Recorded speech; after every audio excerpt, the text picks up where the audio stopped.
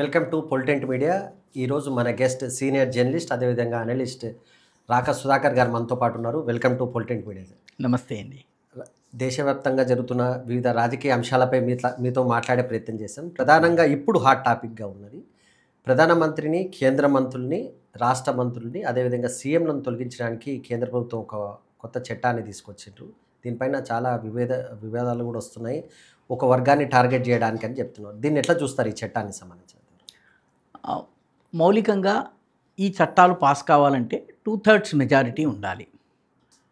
లోక్సభలో 2/3 మెజారిటీ అధికార పక్షానికి లేదు. కాబట్టి ఇవి పాస్ అవుతాయా అన్నది ఒక పెద్ద ప్రశ్న చిహ్నం ఉంది. దీనిలో జమ్మూ కాశ్మీర్కి రాజ్య హోదా ఇవ్వటము ఒకటి ఉంది. రెండవది ఆన్లైన్ గేమింగ్ చట్టానికి సంబంధించింది ఉంది. మూడవది ముఖ్యంగా ఈ ప్రధానమంత్రి ఆ స్థాయిలో, ముఖ్యమంత్రి స్థాయిలో ఉన్నవాళ్ళు నెల రోజుల పాటు జైల్లో ఉన్నట్లయితే వాళ్ళని అనర్హులుగా ప్రకటించటం అన్నది ఒక చట్టం. ఈ 3 సవరణల్ని తీసుకొచ్చారు. పూర్తి మెజారిటీ లేదు కాబట్టి ఇవి ఆమోదం పొందడానికి సమయం పడుతుంది. కానీ ప్రస్తుతము ఇవి అధికార పక్షము విపక్షాల యొక్క డొల్లతనాన్ని ఎక్స్పోజ్ చేయడానికి ఉపయోగించుకుంటున్నాయి. అంటే అవినీతికి పాల్పడ్డటువంటి వాళ్ళు ప్రధానమంత్రి అయినా, ముఖ్యమంత్రి అయినా, ఇంకెవరైనా సరే వాళ్ళ మీద చర్యలు ఉండాలి. వాళ్ళు 30 రోజులు జైల్లో ఉంటే వాళ్ళ మీద చర్యలు ఉండాలి అన్న విషయాన్ని విపక్షాలు అడ్డుకుంటున్నాయి. అంటే సర్వసాధారణ ప్రజానీకం దృష్టిలో వెళ్ళేటటువంటి మెసేజింగ్ ఏంటి? సర్వసాధారణ ప్రజానీకం అనుకుంటారు అవినీతి చేస్తున్నారు కాబట్టి ప్రధానమంత్రి తన పేరు పెట్టుకున్నారు, ముఖ్యమంత్రులు ఎందుకు భయపడుతున్నారు అన్నది ఆలోచిస్తారు. కానీ విపక్షాలు చెప్తున్నటువంటి ఆర్గ్యుమెంట్ అక్కడ పెద్దగా ప్రజల్లోకి వెళ్ళదు. ఎందుకంటే సర్వసాధారణ ప్రజానీకంలో ఉన్నత స్థాయిలో ఉన్న వాళ్ళ అవినీతి విషయంలో ఆందోళన ఉంది, ప్రజల్లో ఆందోళన ఉంది. అవినీతి విషయంలో ఆందోళన ఉంది కాబట్టే లాలూ ప్రసాద్ ఓటమి పాలయ్యాడు, అరవింద్ కేజ్రీవాల్ గెలిచాడు, ఓడాడు. కాబట్టి ఈ అవినీతి అనేది ఎప్పటికీ ఒక మేజర్ ఇష్యూ. కాబట్టి బీజేపీ దీనిని ఉపయోగించుకుని విపక్షాలను ఎక్స్పోజ్ చేసే పనిని చేసింది. కాంగ్రెస్తో సహా అన్ని పార్టీలు కూడాను మా ముఖ్యమంత్రిని నెల రోజుల్లో జైల్లో పెట్టేసేస్తే మా పదవులు పోతాయి అన్నటువంటి భయం ఎప్పుడైతే వాళ్ళు ప్రదర్శించారో ఆ క్షణాన వాళ్ళ ఓటమి జరిగినట్టు, ప్రజల పర్సెప్షన్ బ్యాటిల్లో ఓడిపోయినట్టు మనం భావించాలి. నీలం సంజీవ్ రెడ్డి గారిని న్యాయస్థానము తప్పు పడితే ఆయన రాజీనామా చేశారు. సో క్యాగ్ తప్పు పడితే చర్యలు తీసుకున్నటువంటి వాళ్ళు ఉన్నారు. మీకు గుర్తుండే ఉంటుంది, పివి నరసింహారావు సమయంలో ఇటువంటి ఆరోపణలు వస్తే ఆరోపణలు క్లియర్ అయ్యేదాకా నేను ఎంపీగా ఉండను, ఎన్నికల్లో కూడా కంటెస్ట్ చేయని అద్వానీ బయటకు వచ్చారు. ఆ రకమైనటువంటి విషయాన్ని ముందుకు తేవడానికి బదులు విపక్షాలు ఎప్పుడైతే ఇవి చేసినాయో నైతికంగా ప్రజల పర్సెప్షన్ పరంగా విపక్షాలు దెబ్బతిన్నాయి. ప్రజలలో అభిప్రాయపరంగా ఇది చట్టం అవుతుందా కాదా, ఎప్పుడు అవుతుంది, ఎన్నాళ్ళకు అవుతుంది. అంటే బీజేపీ కూడా ఒక రాజకీయ పార్టీ. ఈ సమయంలో చేయడం వల్ల భారతీయ జనతా పార్టీకి పెద్దగా లాభం ఉండదు. ఎందుకంటే త్వరలో జరగబోయే ఎన్నికలు బీహార్ ఉన్నాయి, అస్సాం ఉంది, అదేవిధంగా బెంగాల్ ఉన్నాయి. ఈ 3 రాష్ట్రాల ఎన్నికలు ఉన్నాయి. ఆ తర్వాత సంవత్సరం మీకు తమిళనాడు ఉంది, మిగతా రాష్ట్రాలు ఉన్నాయి. ఈ రాష్ట్రాల వరకు ఆ రకమైనటువంటి కేసులు వచ్చే అవకాశం లేదు. కాబట్టి నిజంగా దీనిని ఒక వెపన్గా ఉపయోగించుకోవాలనుకుంటే లోకసభ ఎన్నికలకి ముందు దీన్ని తీసుకొచ్చేటటువంటి అవకాశం ఉంటుంది. అప్పటికి మెజారిటీని కూడగట్టుకోవడం మిగతాది. ప్రస్తుతం వాళ్ళు పర్సెప్షన్ బ్యాటిల్, అవినీతిని అడ్డుకునేందుకు ప్రభుత్వం చేస్తున్న ప్రయత్నాల్ని అడ్డుకుంటున్న వాళ్ళుగా ఇమేజ్ వీళ్ళకి వస్తున్నది. అంత మటుకే పొలిటికల్గా బీజేపీకి ఆ మేరకు బెనిఫిట్ అవుతోంది. విపక్షాలు ఆ మేరకి దెబ్బతింటున్నాయి. విపక్షాలు ముందు నొయ్యి వెనుక గొయ్యి పరిస్థితి, వాళ్ళని ఆ రకమైనటువంటి చట్టంలో బిగించడం జరిగిందని నాకు అనిపిస్తోందండి. ఎందుకంటే ప్రస్తుతానికి ఇది ఇంకా ముందుకు పోవడానికి చాలా స్టెప్స్, అనేక దశల్ని దాటవలసి ఉంది.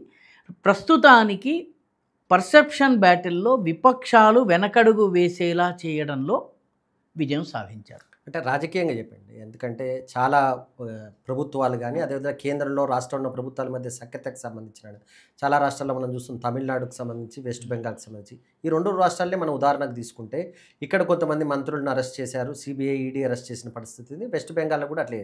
సో ఏదైనా బీజేపీయేతర ప్రభుత్వాలను ఇబ్బంది పెట్టేందుకు, ఆ ప్రభుత్వాలను కూల్చేందుకు ఇలాంటి చట్టం తీసుకొస్తున్నారంటే మీరేమంటారు? వాస్తవానికి ఈ శారదా స్కామ్ కావచ్చును, లేకపోతే రకరకాల చిట్ ఫండ్ స్కామ్లో ఎవరైతే అరెస్ట్ అయ్యారో ఈ చట్టం రావడానికి ముందే అరెస్ట్ అయ్యారు. మధ్యప్రదేశ్కి సంబంధించినటువంటి విద్యారంగపు రిక్రూట్మెంట్, టీచర్ రిక్రూట్మెంట్ స్కామ్ ఏదైతే ఉందో ఈ చట్టంతో సంబంధం లేకుండా జరిగిన ఈ అరెస్టులు ఇవన్నీ కూడాను ఆ కేసులో ప్రైమా ఫేసి వాళ్ళు నేరగాళ్ళని, వాళ్ళ పాత్ర ఉందని, నేరస్తులని కాదు కానీ వాళ్ళ పాత్ర ఉందని నమ్మడానికి తగినన్ని ఆధారాలు ఉన్నాయని చెప్పి ఇన్వెస్టిగేటింగ్ ఏజెన్సీలు భావించి కేసు వేసినాయి. ముఖ్యంగా వెస్ట్ బెంగాల్లో రేషన్ స్కామ్ ఉంది. మొత్తము దొంగ రేషన్ కార్డులతోటి మొత్తం రేషన్ ఫుడ్నంతా కూడాను డైవర్ట్ చేయటము, ఇవన్నీ కూడాను వాస్తవాలు. బెంగాల్లో ఉన్నటువంటి ప్రజలు దీన్ని నమ్ముతున్నారు. కాబట్టి ఈ రకంగా చూసినట్లయితే అవినీతి కేసుల పేరుతో మమ్మల్ని ఇరికించడానికి ప్రయత్నిస్తోందని ఆరోపించడానికి బదులు అవినీతిని మేము ఎదుర్కొంటాం అని అనగలగాలి. దురదృష్టకరమైనటువంటి పరిణామం ఏంటంటే అరవింద్ కేజ్రీవాల్ అవినీతి ఆధారంగా ఆయన రాజకీయాల్లోకి వచ్చారు. అవినీతి వ్యతిరేక పోరాటం ఆధారంగా ఆయన నేను జైల్లో ఉండి కూడా ముఖ్యమంత్రిగా ఉండి తీరుతాను, ఉండకూడదని చట్టంలో లేదు అని మాట్లాడారు. అరవింద్ కేజ్రీవాల్ ఒక స్కామ్లో అరెస్ట్ అయినప్పుడు, ముఖ్యంగా లిక్కర్ స్కామ్లో ఆయన సంతకం ఉంది ఫైనల్గా. కాబట్టి ఆయన అరెస్ట్ చేస్తే ముఖ్యమంత్రి పదవి రాజీనామా చేయడానికి ఆయన ఇష్టపడలేదు. ఆతిషి మార్లేనాని పెట్టేంత వరకు కూడా నేను ముఖ్యమంత్రిగా పనిచేస్తానన్నారు. లాలూ ప్రసాద్ యాదవ్ కన్నా కష్టమైనటువంటి వ్యవహార శైలి. కాబట్టి ఇటువంటి వ్యవహార శైలి కనబరుస్తున్నటువంటి వాళ్ళు మమ్మల్ని, మా రాజకీయాల్ని ఫినిష్ ఆఫ్ చేయడం కోసం ఈ రకంగా చేస్తున్నారని చెప్పడం సరైనది కాదు. ఎవరైనా బీజేపీ ప్రభుత్వంలో ఏ ముఖ్యమంత్రి అయినా అవినీతికి పాల్పడ్డట్టుగా ఉంటే వారిపైన కూడా కేసులు ఖచ్చితంగా పెట్టే అవకాశము, ఎల్లకాలము బీజేపీ ప్రభుత్వం ఉండదు. బీజేపీ పోయి వేరే ప్రభుత్వాలు రావచ్చు. అప్పుడు బీజేపీకి కూడాను ఈ డబుల్ ఎడ్జ్డ్ సోర్డ్, ఇది బీజేపీకి కూడా అవినీతికి పాల్పడ్డ వాళ్ళు ఉన్నట్లయితే నష్టపడుతుంది. కాబట్టి ఉన్నత స్థానాల్లో ఉన్నవాళ్ళు నిజాయితీగా ఉన్నారన్నటువంటి భావన ప్రజలలో కలగడం కోసం ఈ చట్టాలు. దాన్ని వ్యతిరేకిస్తున్నారు. ఏ సాకుతో చెప్పి వ్యతిరేకించినా కూడా ఆ పార్టీల ఇమేజ్ ఆ మేరకు దెబ్బతింటుంది. అరవింద్ కేజ్రీవాల్దే క్లాసిక్ ఉదాహరణ. నేను జైల్లోంచి ముఖ్యమంత్రిగా పనిచేస్తాను. కనీసం లాలూ ప్రసాద్ యాదవ్ సిగ్గుతో జైల్లోకి వెళుతూ తన భార్యని ముఖ్యమంత్రిగా చేశాడు. ఈయన నేనే జైల్లో కూడా నేనే పరిపాలిస్తాను అని చెప్పి మాట్లాడారు. అంటే పొలిటికల్ లైఫ్లో విలువలను కనబరచవలసినటువంటి నాయకులు కేసులు మా మీద వేస్తారు, లేకపోతే ఇంకొకటి వేస్తారని చెప్పి పక్కకి తప్పుకోవడం, ఇది సరైనటువంటిది కాదు. ఉదాహరణకి కేరళలో గోల్డ్ స్కామ్ ఉంది. గోల్డ్ స్కామ్ నేరుగా సీఎంఓ ఆఫీస్ దాకా వస్తున్నది. సీఎంఓ ఆఫీస్కి చెందినటువంటి సిబ్బంది పాత్ర ఉంది అన్నటువంటిది ఇప్పుడు ఖచ్చితంగా బయటకు వస్తున్నది. గోల్డ్ స్మగ్లింగ్కి సంబంధించినంత వరకు కొందరిని విడుదల చేయించే విషయంలో ఆయన పాత్ర ఉందన్నది వస్తుంది. ఆయన్ని అరెస్ట్ చేస్తే నా మీద రాజకీయ కక్ష అని అంటే ఎలాగవుతుంది? సో ఈ రకమైనటువంటి ఇష్యూలు వచ్చినప్పుడు రాజకీయ పార్టీలు వాటిని ఎదుర్కోవాలి, స్వచ్ఛమైనటువంటి రాజకీయం చేయాలి, అవినీతికి తావులేనటువంటి పరిపాలనను వాళ్ళు ఇవ్వగలగాలి. ఆ ఉద్దేశంతో చట్టం వచ్చినప్పుడు ఆ చట్టాన్ని ఇటువంటి సాకులు చెప్పి ఆపే ప్రయత్నం చేయటము లేదా అడ్డుకునే ప్రయత్నం చేయటం వల్ల విపక్షాల ఇమేజ్ దెబ్బతింటుంది. అది విపక్షాలు కూడా ఆలోచించుకోవాలి. ఇంకొక ప్రధాన అంశం, భారతదేశంలో చాలా చర్చ జరుగుతున్న అంశంలో ఎన్నికల కమిషన్. ఎన్నికల కమిషన్ అనేది పూర్తిగా బీజేపీకి ఒక అనుబంధ సంస్థగా మారిందనేది రాహుల్ గాంధీ కానీ చాలా ఆరోపణలు చేస్తున్నారు. కొన్ని ఏదో సాక్ష్యాలు కూడా చూపించే ప్రయత్నం చేశారు. ఈ మొత్తం ఎపిసోడ్ని ఎట్లా చూస్తారు మీరు? సార్, ఎన్నికల సంఘంలో ముఖ్య పదవులు అనుభవించిన తరువాత రాజ్యసభ ఎంపీగా కేంద్ర మంత్రిగా పనిచేసినటువంటి వ్యక్తి ఏ పార్టీకి చెంది చేశారు? మనోహర్ సింగ్ గిల్, ఎంఎస్ గిల్ ఎన్నికల కమిషనర్గా ఉన్న సమయంలో అనవసరంగా ఎన్నికల్ని 6 నెలలు పోస్ట్ పోన్ చేసి కాంగ్రెస్ పార్టీకి లబ్ధి చేకూర్చినందుకు ఆయనని రాజ్యసభ ఎంపీగా చేయటమే కాకుండా కేంద్ర మంత్రి చేశారు. టిఎన్ శేషన్, చాలామంది ఎన్నికల సంస్కరణలకు ఆద్యుడు అంటారు. ఆయన ఏ పార్టీ తరఫున పోటీ చేశారు? ఎన్నికల సంఘాన్ని రాజకీయంగా ఉపయోగించుకుంది, ఎన్నికల కమిషనర్ల చేత తమకి అనుకూలమైనటువంటి రాజకీయ నిర్ణయాలు తీసుకునేలాగా చేసినటువంటి చరిత్ర ఉన్నటువంటి పార్టీ ఎవరు? కాంగ్రెస్ పార్టీ. భారతీయ జనతా పార్టీ మీద ఈరోజు చేస్తున్నటువంటి ఆరోపణలు ఏవైతే ఉన్నాయో, ఈ ఆరోపణలు ఎక్కడ డేట్ల విషయంలో కానీ, లేకపోతే ఏదన్నా జాబితాల విషయంలో కానీ, అభ్యర్థిత్వాన్ని నిరాకరించటం విషయంలో కానీ, ఎన్నికల ఫలితాలను విడుదల చేయటం విషయంలో కానీ ఎక్కడైనా ఎన్నికల సంఘం జాప్యం చేసిందా? ఎన్నికల సంఘము హిందూ పండగల రోజు పోలింగ్ పెట్టింది. బీజేపీ గనక ఉంటే హిందూ పండగలు ఉన్న రోజున పోలింగ్కి అంగీకరించదు, బీజేపీ ప్రభావం ఉన్నట్టయితే. అయినప్పటికీ హిందూ పండగల సమయంలో పెడితే దానికి కాంగ్రెస్ పార్టీ నుంచి అభ్యంతరం వస్తే డేట్ మార్చారు. హర్యానా ఎన్నికల సమయంలో బీజేపీ ప్రభుత్వం ఉన్నప్పుడు హిందువుల పండగ రోజు ఎన్నికల ఓటింగ్ పెట్టారు, పోలింగ్ డేట్ పెట్టారు. కాంగ్రెస్ నుంచి అభ్యంతరం వచ్చింది, కాంగ్రెస్ అభ్యంతరాల వల్ల డేట్ మార్చారు. కాబట్టి ఈ ఎన్నికల సంఘము పక్షపాతపూరితంగా ఎక్కడ వ్యవహరించింది. రెండవ ముఖ్యమైన విషయము, ఇప్పుడు ఆరోపిస్తున్నటువంటి వాళ్ళు వాస్తవానికి పోలింగ్లో అన్యాయం జరిగినా, కౌంటింగ్లో అన్యాయం జరిగినా, లేకపోతే అభ్యర్థి యొక్క అఫిడవిట్లో తప్పులున్నా, ఇంకేమన్నా ఉన్నా కూడాను ఇవన్నీ కూడాను ఎన్నికలు జరిగిన 45 రోజుల లోపల ఫిర్యాదు చేయాలి. లేదా ఆ బూత్లో ఉన్నటువంటి బూత్ ఏజెంట్ ఫామ్ డి అని ఉంటుంది, ఫామ్ డిలో అభ్యంతరాన్ని లిఖితపూర్వకంగా దాఖలు చేయాలి. మహారాష్ట్ర ఎన్నికల్లో కానీ, హర్యానా ఎన్నికల్లో కానీ, మిగతా ఢిల్లీ ఎన్నికల్లో కానీ ఎక్కడ కూడా కాంగ్రెస్ పార్టీ కానీ, మరే ఇతర విపక్ష పార్టీ కానీ, ఆమ్ ఆద్మీ పార్టీ కానీ ఫామ్ డిలో ఒక్క బూత్లో కూడా అభ్యంతరం పెట్టలేదు. టెక్నికల్గా లీగల్గా చూస్తే 45 రోజుల వరకు ఎవరూ కంప్లైంట్ చేయలేదు. 45 రోజులు అయిపోయిన తరువాత ఈరోజు ఎన్నికల సంఘము అన్యాయం చేస్తోంది అని అనడం ఏదైతే ఉందో, ఇది ఎన్నికల సంఘం మీద జరగబోయేటటువంటి బీహార్ ఎన్నికల విషయంలో కానీ, బెంగాల్ ఎన్నికల విషయంలో కానీ ఒత్తిడి తెచ్చే ప్రయత్నమే తప్ప గత ఎన్నికల్ని కరెక్ట్ చేసే ప్రయత్నం కాదు. కేవలం ఎన్నికల సంఘం మీద ఒత్తిడి తెచ్చేటటువంటి ప్రయత్నం జరుగుతున్నది. ప్రజల్లో ఓటింగ్ ఫలితాలు తమకు వ్యతిరేకంగా వస్తే తమకు ఒక జస్టిఫికేషన్ కావాలి అన్నటువంటి ధోరణి కనిపిస్తున్నది తప్ప చట్ట ప్రకారం 45 డేస్లో ఏమండి ఆది శ్రీనివాస్ చెన్నమనేని రమేష్కి వ్యతిరేకంగా తిరుగులేని పోరాటం చేశాడు. ఆయన పోరాటం చేసినందుకు అనేక పార్టీలు ఆయనను బహిష్కరించినాయి. ఆయన వేరే పార్టీ నుంచి కాంగ్రెస్కి వచ్చిన వ్యక్తి ఆయన, కానీ ఆయన పోరాటం వదలలేదు. 45 డేస్లో ఏ పార్టీకి పెద్దగా ఇంట్రెస్ట్ లేకపోయినా వ్యక్తిగతంగా పోరాడి ఆయన పౌరసత్వం విషయంలో ప్రశ్నలు లేవని 10 సంవత్సరాల పోరాటం అంటే అలా ఉండాలి. ఎన్నికల డేట్ అయిపోయింది, 45 డేస్ అయిపోయింది. కాంగ్రెస్ పార్టీ అధికారంలో ఉన్న సమయంలోనే ఒక చట్టం, ఎన్నికల సంఘం ఒక నియమం తీసుకొచ్చింది. ఏంటంటే సీసీటీవీ ఫుటేజ్ 45 డేస్ వరకు ప్రిజర్వ్ చేయాలి. 45 డేస్ అయిన తర్వాత దాన్ని ధ్వంసం చేయాలి. 45 డేస్ లోపల ఎవరైనా కంప్లైంట్ చేస్తే సీసీటీవీ ఫుటేజ్ దాచుతారు. కోర్టు ఆదేశాల మేరకు ఎవరన్నా ఒక వ్యక్తి అడిగితే ఇవ్వవచ్చు. ఈ చట్టము మన్మోహన్ సింగ్ ప్రభుత్వం అధికారంలో ఉన్నప్పుడు తెచ్చారు. ఎన్నికలు జరిగి 45 రోజులు అయిపోయింది. ఇప్పుడు వీడియో ఫుటేజ్ని సహజంగానే ధ్వంసం చేశారు.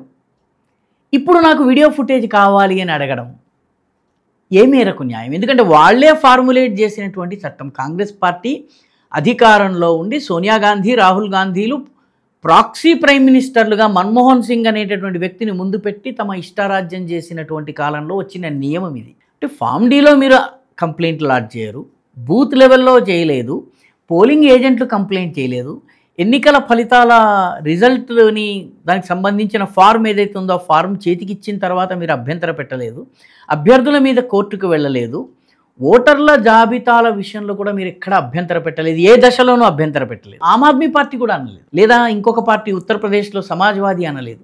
ఇప్పుడు ఏడాది దాటిపోయిన తర్వాత ఈ మాటలు మాట్లాడటము ఇది సబబు కాదు. ఇది కేవలము వ్యవస్థల పట్ల ప్రజలలో అవిశ్వాసాన్ని పెంచేటటువంటి కుట్రపూరితమైన యత్నం తప్ప మరొకటి కాదు. అంటే రేపు ఇదే రకమైన ఆరోపణ కాంగ్రెస్ అధికారంలో ఉంటే బీజేపీ కూడా చేయవచ్చు. 45 రోజుల దాకా ఆగి 45 రోజున సీసీటీవీ ఫుటేజ్ ధ్వంసమయ్యాక నాకు ఫుటేజ్ ఇవ్వాలి అని అడగడము ఇది సరైనటువంటిది కాదు. ఇది కేవలము ప్రజలను ప్రభావితం చేసేటటువంటి, ఎన్నికల మీద విశ్వసనీయతను తగ్గించేటటువంటి ప్రయత్నం ఒక స్థాయిలో. రెండవ స్థాయి, ప్రపంచవ్యాప్తంగా ప్రజాస్వామ్యబద్ధంగా ఎన్నికైన ప్రభుత్వాల్ని పడగొట్టి గెలిచిన తర్వాత కూడా పడగొట్టేందుకు ఒక రెజిమ్ చేంజ్ ఆపరేషన్ ప్రపంచవ్యాప్తంగా ఈ అమెరికన్ డీప్ స్టేట్ ఒక టెంప్లేట్ని తయారు చేసింది. ఆ టెంప్లేట్లో భాగంగా వాళ్ళు చాలా దేశాల్లో గెలిచిన ప్రభుత్వాల్ని మార్చారు. బంగ్లాదేశ్లో జరిగింది. అంటే ఇండియాలో మోడీని దించడానికి ఏమైనా కుట్ర జరుగుతుందా? ఆ రకంగా అనుమానించాల్సి వస్తున్నది.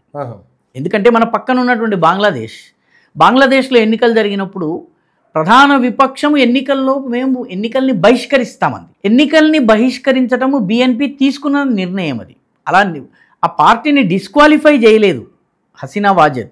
అవామీ లీగ్ పార్టీ బిఎన్పిని డిస్క్వాలిఫై చేయలేదు. ఆ పార్టీ స్వయంగా నేను ఎన్నికల్లో పాల్గొన్నాను అంది.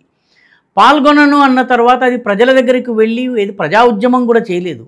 మూడవ పార్టీ ఏదో హఠాత్తుగా ఎవరి ప్రోద్బలంతోటో హడావిడి ప్రారంభించి ఎక్కడో ఫ్రాన్స్ లోపల ఉద్యోగం చేసుకుంటున్నటువంటి మహమ్మద్ యూనుస్ని తీసుకొచ్చి ప్రధానమంత్రి చేశారు.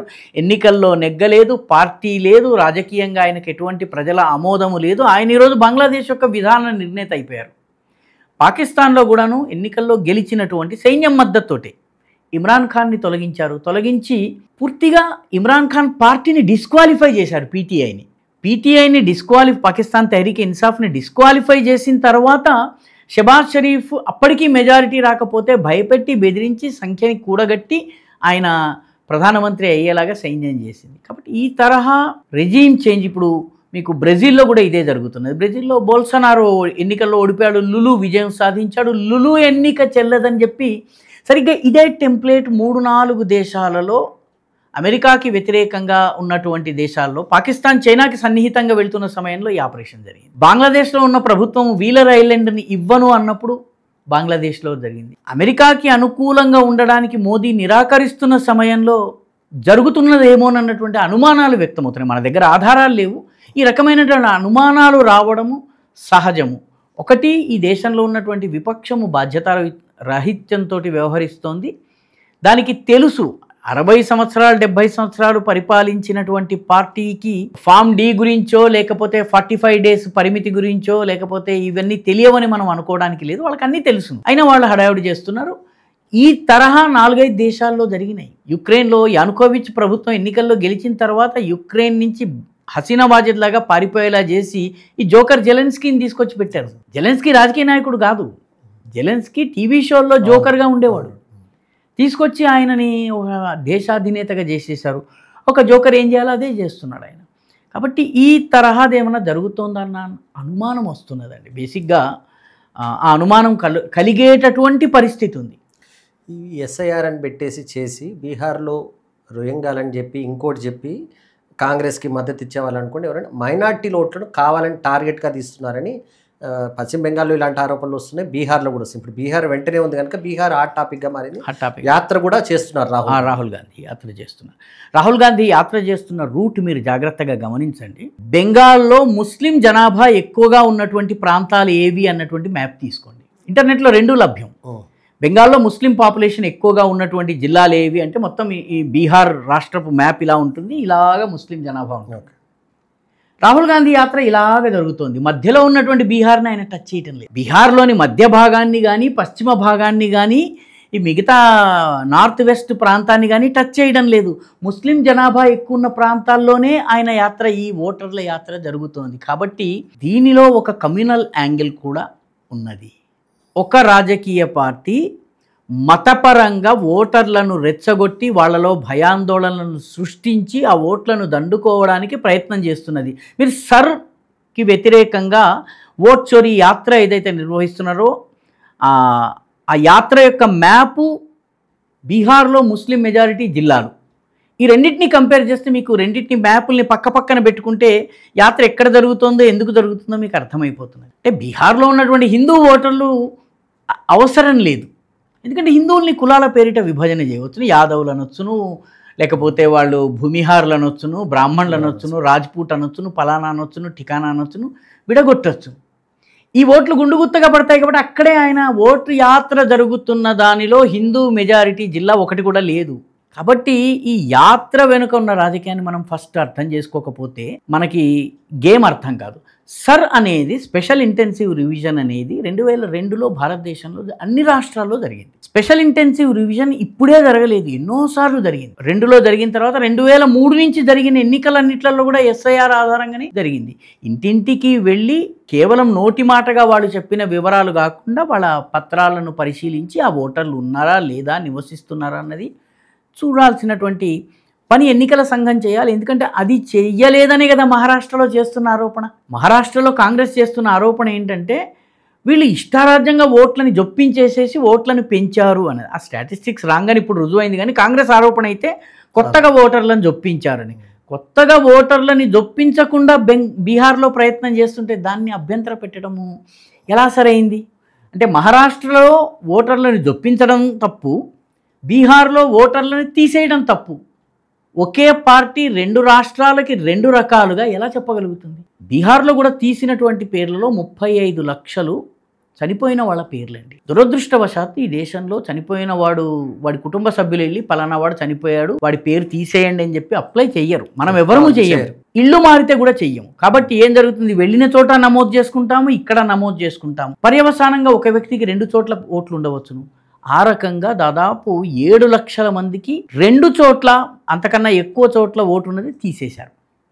35 లక్షల మందికి వాళ్ళు చనిపోయారు, అయినా వాళ్ళ పేర్లు నేను తీశారు. 22 లక్షల మంది అసలు బీహార్లో నివసించటం లేదు. ఈరోజు మన ఆంధ్రప్రదేశ్లోని ఫ్యాక్టరీలో కానీ, కన్స్ట్రక్షన్ లేబర్ కానీ, పెయింటింగ్ వర్క్స్ కానీ మొత్తం బీహారీలు వచ్చి పనిచేస్తున్నారు. ఈరోజు మన కాటేదాన్ ఇండస్ట్రియల్ ఏరియాకి వెళ్తే మొత్తం బీహారీలే ఉన్నారు. మీకు కోస్తా జిల్లాలలో వ్యవసాయ పనులు చేయడానికి బీహార్ నుంచి వస్తున్నారండి. కోస్తా జిల్లాల్లో ఈరోజు రైతు కూలీలు దొరకక బీహార్ నుంచి రైతు కూలీలని తెచ్చుకుంటున్నారు. మా ఇంటి పక్కన మంగలి షాప్ ఉంది. ఆ మంగలి షాప్లో బీహార్ నుంచి వచ్చిన వాడు ముస్లిం వ్యక్తి మంగలి షాప్లో పనిచేస్తున్నాడు. ఈ రకంగా ఆ రాష్ట్రంలో పేరుంది, ఈ రాష్ట్రంలో నివసిస్తున్నారు, అటువంటి వాళ్ళ పేర్లు తొలగించాలి. మన రాష్ట్రమే క్లాసిక్ ఎగ్జాంపుల్. నరసింహారావు గారు, మీరు జాగ్రత్తగా గమనించండి. 2014లో 2 రాష్ట్రాలు కావడానికి ముందు మన రాష్ట్రంలో 2 దశల్లో ఎన్నిక జరిగేది. కోస్తా జిల్లాలు ఒక దశలో జరిగేవి, హైదరాబాద్ తెలంగాణ ఒక దశలో జరిగేవి. ఇక్కడ ఓటు వేసిన వారం రోజులకు ఆంధ్రలో జరిగిన తర్వాత ఇక్కడి నుంచి బస్సుల్లో అక్కడికి వెళ్ళి అక్కడ కూడా ఓటేశారు. ఇది మీకు నాకు అందరికీ తెలిసిన బహిరంగ రహస్యం. అక్కడ ఓటు జరుగుతున్నప్పుడు ఇక్కడ పట్టణం ఖాళీ అయిపోయేది. ఇట్లా 2 చోట్ల ఉండడం వల్ల ప్రజాస్వామ్యం కరెక్ట్గా ప్రజల యొక్క తీర్పు రిఫ్లెక్ట్ అవుతుందా? ఒక వ్యక్తికి ఒక ఓటే కదా. మన రాష్ట్రంలోనే 2014 నుంచి ఒకేసారి 2 రాష్ట్రాల్లో ఓటింగ్ జరిగితే నేను ఆంధ్రలో వేస్తాను అనుకున్నవాడు ఆంధ్రకి వెళ్ళాడు, నేను తెలంగాణకు ఓటేస్తాను అనుకున్నవాడు తెలంగాణలో ఉన్నాడు. ఇక్కడ ముందస్తు ఎన్నికలు జరుగుతాయి. ఇక్కడ 2 చోట్ల కనుక జరిగి ఉంటే ఇక్కడ వేసేవాడు, అక్కడ వేసేవాడు. ఇది మన కళ్ళ ముందు జరిగినటువంటిది. కాబట్టి ఇటువంటి పేర్లను తొలగించారు. సర్లో తొలగించినటువంటి పేర్లు ఇవి.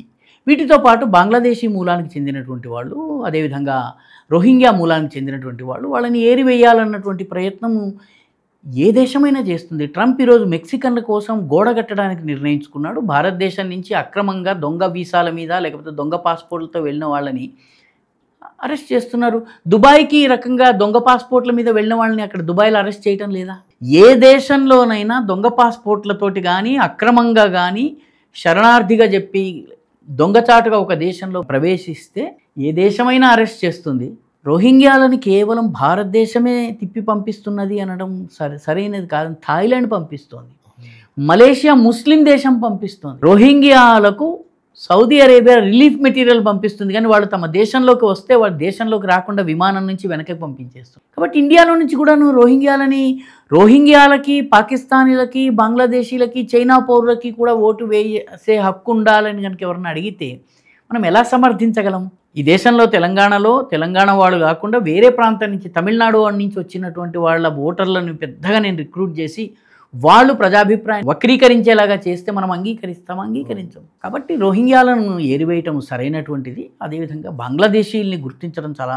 మీకు తాజా వార్త, అస్సాం ప్రభుత్వము సెప్టెంబర్ 1వ తారీఖు నుంచి ఆధార్ కార్డులను రిలీజ్ చేయడాన్ని నిషేధించింది. టీ గార్డెన్లలో పనిచేసే లేబరు, ఎస్టీ ఎస్సీలు తప్ప మిగతా ఎవరికి కూడా ఆధార్ కార్డులు ఇష్యూ చేయొద్దు అని చెప్పి అస్సాం ప్రభుత్వం తాజాగా నిన్న ఆదేశాలు జారీ చేసింది. ఆ ఆదేశాల మేరకు, ఎందుకంటే బంగ్లాదేశీ వస్తున్నాడు, ఎవడో ఆఫీసర్ ఉంటాడు, 50 రూపాయలకి 60 రూపాయలకి కక్కుర్తిపడి వాడు చేసేస్తాడు. బోధనలో జరిగింది ఏంటంటే, ఒక సబ్ ఇన్స్పెక్టరు 60 మందికి ఒకే అడ్రస్ మీద స్థానిక పౌరులను ఇస్తే వాళ్ళకి పాస్పోర్టులు వచ్చి వాళ్ళు గల్ఫ్కి వెళ్ళేటటువంటి ప్రయత్నంలో శంషాబాద్లో లక్కీలి ఒకడు అరెస్ట్ అయితే తీగలాగితే డొంకంతా కదిలింది.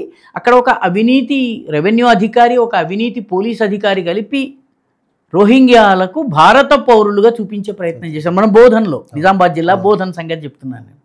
కాబట్టి ఇటువంటిది సరిహద్దు ప్రాంతంలో ఎంత జరగవచ్చును? ఒక రాజకీయ పార్టీ ఏకంగా వాళ్ళ పక్షాన నిలబడి మాట్లాడితే ఎలా జరుగుతుంది? కాబట్టి సర్ని అడ్డుకోవడం సరైంది కాదు. వాస్తవానికి సర్ అనేది జరగాలి. ఎందుకంటే నిజమైన ప్రజాభిప్రాయం ప్రతిఫలించాలంటే చనిపోయిన వాడు ఓటు వేయకూడదు. ఇప్పుడు చనిపోయినటువంటి ఆడామె పేరు మీద నేను బురఖా వేసుకుని వస్తాను, బురఖా ఎత్తి చూడటానికి వీల్లేదు, నేను ఏ ఐడెంటిటీ కార్డు చూపిస్తే ఐడెంటిటీ కార్డు నువ్వు యాక్సెప్ట్ చేయాలి అని అంటే బురఖా ఎత్తి చూసే హక్కు లేదు, ముట్టుకుంటే గొడవలు అవుతాయి.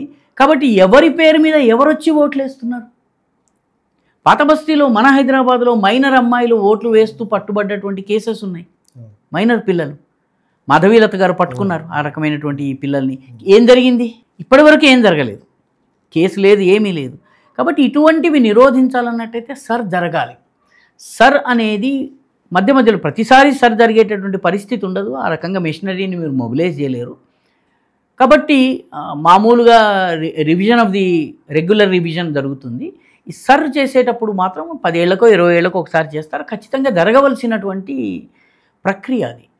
మీకు ఒకసారి ఓటర్ల జాబితాలో పేరెక్కితే వాడు పౌరసత్వం క్లెయిమ్ చేయొచ్చండి.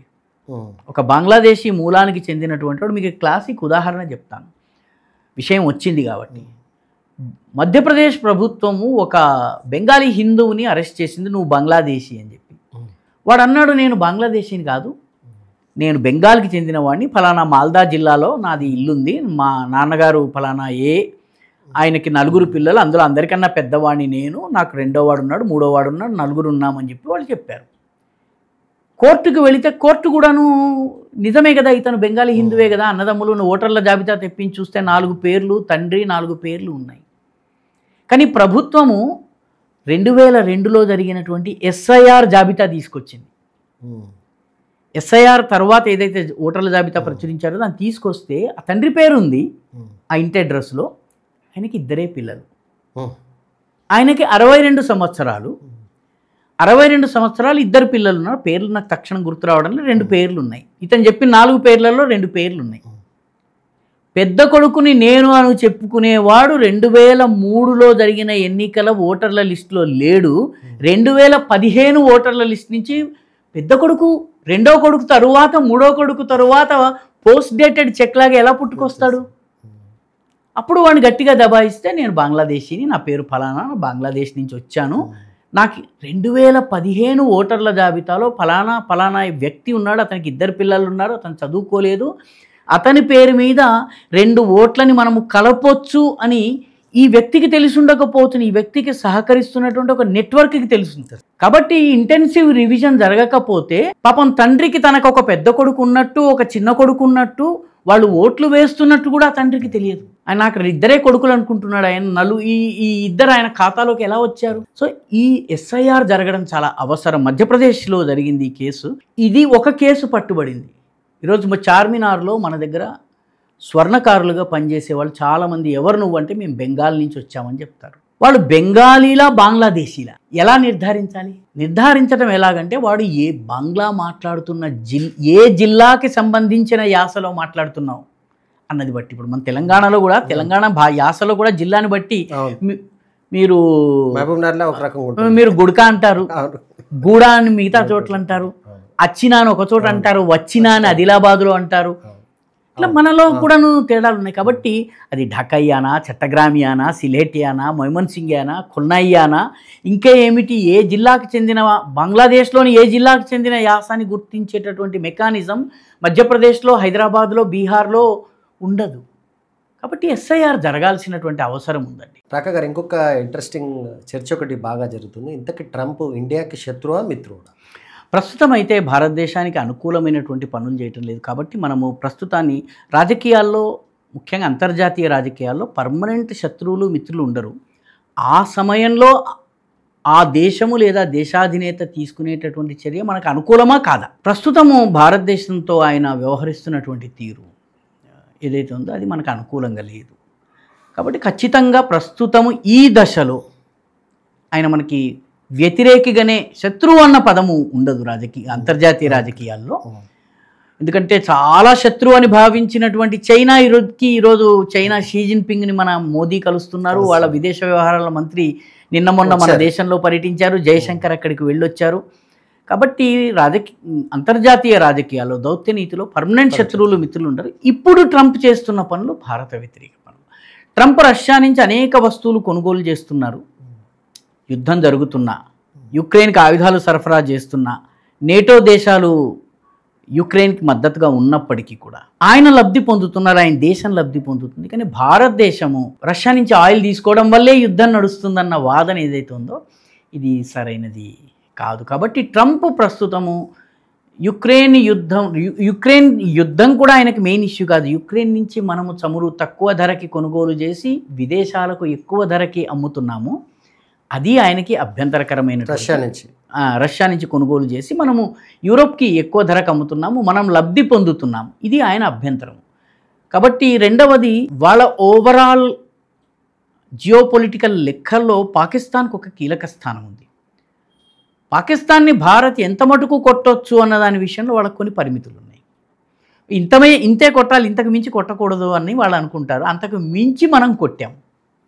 అందుకని అమెరికాకి ప్రస్తుతం పాకిస్తాన్ని కాపాడడము, పాకిస్తాన్ యొక్క న్యూక్లియర్ అసెట్స్ని కాపాడటం ఇంపార్టెంట్ అయిపోయింది. అదే నాకు సడన్గా ట్రంప్కి పాకిస్తాన్ పైన ప్రేమ వచ్చినట్టుంది. అక్కడ ఏదో ఆయిల్ రిఫైనరీకి సంబంధించి కూడా ఏదో చేస్తామని ప్రకటించారు. ఆయిల్ లేదని తెలియదులేండి. అది సమస్య ఏంటంటే, ట్రంప్ బేసిక్గా దౌత్య వ్యవహారాలు కానీ రాజకీయాలు కానీ తెలియనటువంటి వ్యక్తి. బేసిక్గా బిజినెస్ మెన్లో కూడాను కొందరు బిజినెస్ మెన్ చాలా జాగ్రత్తగా కేర్ఫుల్గా ఆచితూచి అడుగేసి చదరంగంలో పావులు కదిపినట్టుగా చేసేవాళ్ళు ఉంటారు. కొందరు క్యారంలో అన్ని కాయిన్స్ని ఒకే దాంతో కొట్టేయాలనేటువంటి ట్రంప్ది రెండవ రకము. అందుకనే అతను దౌత్యపరమైనటువంటి లాంగ్వేజ్ వాడటం. ఆయన విదేశ వ్యవహారాల మంత్రో సెక్రటరీయో మాట్లాడాల్సినటువంటి విషయాల్ని కూడా ఆయన మాట్లాడుతున్నారు. దీనికి రెండు కారణాలు ఉన్నాయి. ఒకటి, దౌత్య వ్యవహారాలకు సంబంధించిన అనుభవరాహిత్యం ఒకటి. రెండవది, అమెరికా యొక్క ప్రయోజనాలకి భారత్ దెబ్బతీస్తుంది. భారత్ యొక్క ముఖ్యంగా స్వతంత్ర విధానాలు అవలంబించటం. చైనాకి ఈరోజు వ్యతిరేకంగా మనం నిలబడాలి అని చెప్పి అమెరికా కోరుకుంటోంది. మనం చైనాకి వ్యతిరేకంగా అమెరికా కోసం నిలబడాల్సిన అవసరం మనకి లేదు. మన మీద చైనా దాడి చేస్తే చైనాతో యుద్ధం ఎలా చేయాలో మనం చేస్తాం. ఎందుకంటే గత గల్వాన్ సంఘటన తర్వాత 2.5 సంవత్సరాల పాటు 1,50,000 మంది సైనికులు ఎదురెదురుగా నిలబెట్టి, ట్యాంకుకు ట్యాంకు, తుపాకీకి తుపాకీ, సైనికుడికి సైనికుడు నిలబెట్టి మనం 2.5 ఇయర్స్గా -15 degrees టెంపరేచర్లో సైన్యాన్ని నిలబెట్టాము. చిట్ట చివరికి చైనా వెనకడుగు వేసేలా చేశాం. మనం డోక్లాంలో 12 నెలల పాటు, డోక్లాం బర్మా భూటాన్లో ఉన్నటువంటి భూభాగంలో రోడ్డు వేసేందుకు ప్రయత్నిస్తే దాన్ని అడ్డుకునేందుకు భారతదేశము భూటాన్ పక్షాన, భూటాన్కి మనకి ఆ రకమైనటువంటి ఒప్పందాలు ఉన్నాయి, మనం దిగాము రంగంలో. మనం దిగిన తర్వాత 12-17 నెలల పాటు చైనా హుంకరించింది, గీంకరించింది, అన్నీ చేసింది, చిట్ట చివరికి వెనకడుగు వేసింది. కాబట్టి చైనాని ఎలా అరికట్టాలి, చైనాని ఎలా ఫైట్ చేయాలి భారత్కి తెలుసు. అమెరికా యుద్ధము కనుక భారత్ చేయాల్సి వస్తే చాలా ప్రమాదం అవుతుంది. ఇప్పుడు యుక్రెయిన్ పరిస్థితి అవుతుంది. హెన్రీ కిస్సింజర్ చాలా సుప్రసిద్ధమైనటువంటి ఒక వాక్యం చెప్పాడు. అమెరికా శత్రువుగా ఉన్నవాడు చాలా దెబ్బతింటాడు, అందులో సందేహం లేదు. అమెరికా మిత్రుడుగా ఉన్నవాడు కూడా శంకరగిరి మాన్యాలు పడతాడు అన్నారు ఆయన. ఆయన అమెరికా యొక్క విదేశ వ్యవహారాల మంత్రిగా పనిచేసినటువంటి వ్యక్తి. నిక్సన్ సమయంలో అమెరికన్ ఫారిన్ పాలసీలో హెన్రీ కిస్సింజర్ది చాలా గొప్ప స్థానము. ఆయన స్వయంగా అన్నటువంటి మాట. కాబట్టి గమనించాల్సిన విషయం ఏంటంటే, యుక్రెయిన్ పరిస్థితి ఏంటి? ఈరోజు యుక్రెయిన్లో ఉన్నటువంటి క్రిటికల్ మినరల్స్ అన్నింటినీ దోచుకునేందుకు అమెరికా ఉంది. యుక్రెయిన్లోని 6% ఇవ్వాలా, 20% రష్యాకి ఇచ్చేయాలా భూభాగము అన్నది ఇప్పుడు ట్రంప్ చేయిస్తున్న ఒప్పందం. 2 ఏళ్ల పాటు యుద్ధం చేయించిన తర్వాత సగం భూమిని కోల్పోయి, తన మినరల్స్ మీద తన హక్కులు కోల్పోయి, అమెరికా సరఫరా చేసిన ఆయుధాలకు వాయిదాలు చెల్లిస్తూ యుక్రెయిన్ పూర్తి స్థాయిలో దివాలా తీసేలాగా చేసింది. అలా భారతదేశం ఉండాలి అని ట్రంప్ కోరుకుంటున్నారు. క్వాడ్ ద్వారా చైనాకి వ్యతిరేక కూటమిలో మనము దానికి అంగీకరించటం లేదు. అదేవిధంగా యుక్రెయిన్ యుద్ధ విషయంలో మనము అవుట్రైట్గా యుక్రెయిన్ పక్షాన నిలబడలేదు, అదేవిధంగా రష్యా యొక్క దాడిని సమర్థించలేదు. న్యూట్రల్ స్టాండ్ తీసుకున్నాం మనం. ఈ న్యూట్రల్ స్టాండ్ తీసుకున్నందువల్ల మనము ప్రపంచ ఆంక్షల్ని పక్కన పెట్టి, మనము ప్రపంచ ఆంక్షలు ఏంటి, అమెరికా పెట్టిన ఆంక్షలు అవి. అమెరికా ఆంక్షల్ని జాంతానాయి అని చెప్పి మనం చమురు దిగుమతి చేసుకుని లాభపడ్డాం. కాబట్టి ట్రంప్కి ఇవన్నీ కూడాను భారతదేశము ఒక కొరకరాని కొయ్యలాగా ఉంది. మోదీ ఆలింగనం వరకు చేసుకుంటున్నాడు, బాగానే ఉంది, కానీ అది దానివల్ల మనకి అమెరికాకి ఏం పెద్ద లాభం చేకూరడం లేదన్నటువంటి విషయం ఆయనకు అర్థమైంది. సో మోదీకి ఇండియా ఫస్ట్ ఇండియా లాస్ట్ అనేది ఎప్పుడైతే అర్థమైందో అప్పుడు ఆయన ఫ్రస్ట్రేషన్ వల్ల ఇప్పుడు ఈ స్టేట్మెంట్లు కానీ, బెదిరింపులు కానీ, ఈ టారిఫ్లు పెంచడం కానీ, నిజానికి టారిఫ్లు పెంచడం వల్ల అమెరికాకి చాలా నష్టం, భారత్కి ఏ నష్టము లేదు. ఎందుకంటే మొత్తం మన ఎగుమతుల్లో 18% మాత్రమే అమెరికాకి జరుగుతున్నాయి. అమెరికాకి మనం చేస్తున్నటువంటి ఎగుమతుల్లో ఉన్నటువంటి జెమ్స్ కానీ, ప్రీషియస్ స్టోన్స్ కానీ, వజ్రాలు కానీ, ఇవన్నీ ఏవైతే ఉన్నాయో అవి భారతదేశం నుంచి మాత్రమే వెళ్ళే. అవి ధరలు గనక టారిఫ్ పెంచితే స్థానిక అమెరికన్ ప్రజానీకం చెల్లించుకోవాలి. చీప్ ఆటోమొబైల్ పార్ట్స్ ఉన్నాయి, అమెరికావికి ఉన్నట్టయితే ధర ఎక్కువ ఉంటుంది, భారత్కి ఉన్నట్టయితే తక్కువ ఉంటుంది. టారిఫ్లు యాడ్ చేసిన తర్వాత కూడా భారత్వి చీప్. కాబట్టి స్థానిక ప్రజలు టారిఫ్ని చెల్లించి మరీ వాళ్ళు కొనుక్కుంటారు. పర్యవసానంగా ఏం జరుగుతుంది? అమెరికన్ ప్రజానీకం మీద భారం పడుతుంది. భారత్వి అమ్ముడు అవ్వాల్సినవి అవుతాయి. ఒకవేళ తగ్గినా కూడాను ఆ 18% ఏవైతే ఉన్నాయో ఆ 18% కాకపోయినా మిగతా మనకి 72-82% ఏదైతే ఉందో ఆ ట్రేడ్ ఏమి ఎఫెక్ట్ కాలేదు కదా. అట్లాగే ట్రంప్ పదే పదే కొన్ని ప్రకటనలు చేస్తారు. ఇండియా పాకిస్తాన్కి సంబంధించి గొడవ నేనే ఆపాను, రష్యా యుక్రెయిన్కి సంబంధించి ఎక్కడ అంతర్జాతీయంగా ఏది జరిగినా నేను మధ్యలో ఉన్నాను, నేనే ఆపాను అంటాడు. క్రెడిట్ తీసుకునే ప్రయత్నం చేస్తున్నట్టుగా కనిపిస్తుంది. కానీ ఎక్కడ యుద్ధం ఆగలేదు. యుక్రెయిన్ యుద్ధాన్ని నేను ఆపాను అని ప్రకటించిన తర్వాత నిన్నటికి నిన్న యుక్రెయిన్ రష్యాకి చెందినటువంటి గ్యాస్ స్టేషన్స్ పైన, వాళ్ళ యొక్క గ్యాస్ ఉత్పాదన రిఫైనరీస్ మీద దాడి చేసింది. ఎక్కడ యుక్రెయిన్ యుద్ధం ఆగింది? పోనీ ఆయన ఇరాన్ యుద్ధం ఎక్కడన్నా ఆగిందా? టెన్షన్స్ ఈరోజు కూడా కొనసాగుతున్నాయి. హౌతీలు కానీ హమాస్ పైన దాడులు కానీ ఏమి ఆగినాయి? భారత పాకిస్తాన్ల విషయంలో పాకిస్తాన్ చేతులు ఎత్తేసింది కాబట్టి ఆగింది. ఆయన రువాండాకి ఇంకొక దేశానికి మధ్య కూడా తాను ఒప్పందం కుదిర్చానని చెప్తున్నారు. అక్కడ కూడా ఈ రోజుకి ఘర్షణలు జరుగుతున్నాయి. ట్రంప్ నేను శాంతి ఒప్పందం చేయించాను అని చెప్పిన తరువాత అక్కడ 1500 మంది చనిపోయారు. కాబట్టి ట్రంప్ ప్రకటనలకి విలువ లేదు. వాస్తవానికి ఇటువంటి ఒప్పందాలు అయిన తరువాత మాత్రమే ప్రకటిస్తారు, పూర్తిగా కాకుండా ప్రకటించకూడదు. రెండవది, ప్రధానమంత్రి మోదీ పార్లమెంట్లో చాలా సుస్పష్టంగా యుద్ధాన్ని ఆపే విషయంలో పాకిస్తాన్ మినహా ఏ దేశము మాతో మాట్లాడలేదు అని చాలా స్పష్టంగా చెప్పేశారు. ఏ దేశము అంటే అందులో అమెరికా కూడా ఉంది. కాబట్టి ట్రంప్ చెప్తున్నది అబద్ధాలు అన్నది చాలా స్పష్టంగా తేలిపోతున్నది. ఎందుకంటే ట్రంప్ గనక ఈ రకంగా మాట్లాడినట్లయితే, భారతదేశం కాదంటున్నట్టయితే ఆయన ఆధారాలు బయటపెట్టాలి. ఆ రకమైన ఆధారాలు బయటపెట్టలేదు. మన దురదృష్టం ఏంటంటే ట్రంప్ మాట సత్యము, మోదీ మాట అసత్యము అని ఏమి చెప్పినా సరే, మీ నాన్నగారి పేరు వెంకట్రావు అని చెప్పి గోపాలరావుకి చెప్తే నిజంగానే వెంకట్రావు అయినా మోదీ చెప్పారు కాబట్టి వెంకట్రావు మా నాన్న కాదు, ప్రభాకర్ రావు మా నాన్న అనేటటువంటి ధోరణిలో ఉన్నటువంటి పార్టీలు ఈ దేశంలో ఉన్నాయి దురదృష్టవశాత్తు. దేశ ప్రయోజనాల విషయంలో రాజకీయాల్ని పక్కన పెట్టి కలిసి ఫైట్ చేయాలి. అది చాలా ముఖ్యమైన విషయం. అది మన దేశంలో లేదు. కానీ ట్రంప్ వల్ల శాంతి కనుక వచ్చి ఉంటే ఆపరేషన్ సింధూర్ని హోల్డ్లో మాత్రమే ఎందుకు పెడతారు? పూర్తిగా ఆపడం ఎందుకు చేయలేదు? సింధు జలాల ఒప్పందం విషయంలో పాకిస్తాన్ మాట ఏమన్నా భారత్ విన్నదా? లేకపోతే అమెరికా మాట ఏమన్నా విందా? వరల్డ్ బ్యాంక్ కానీ లేకపోతే ఇంటర్నేషనల్ కోర్టు కానీ పాకిస్తాన్కి కొంచెం అనుకూలంగా మాట్లాడినా కూడా భారత్ ఏమైనా చేసిందా? ఆ రకంగా ఏమి ఉన్నట్టు కనిపించడం లేదండి. మరి ఇంకొక విషయం, మాజీ ఉపరాష్ట్రపతి ధన్ఖడ్ రాజీనామాకు సంబంధించి కారణాలు ఏమి ఉంటే ఎందుకు సడన్గా నిర్ణయం తీసుకున్నారు? వాస్తవానికి ఉపరాష్ట్రపతికి చాలా కీలకమైనటువంటి 2-3 బాధ్యతలు ఉంటాయండి. రాజ్యసభ నిర్వహణ ఆయన బాధ్యత. రెండవది రాజ్యసభ, సంసద్, టీవీ మొత్తం కూడా వాటి నిర్వహణ అంతా కూడా ఉపరాష్ట్రపతి చూస్తారు.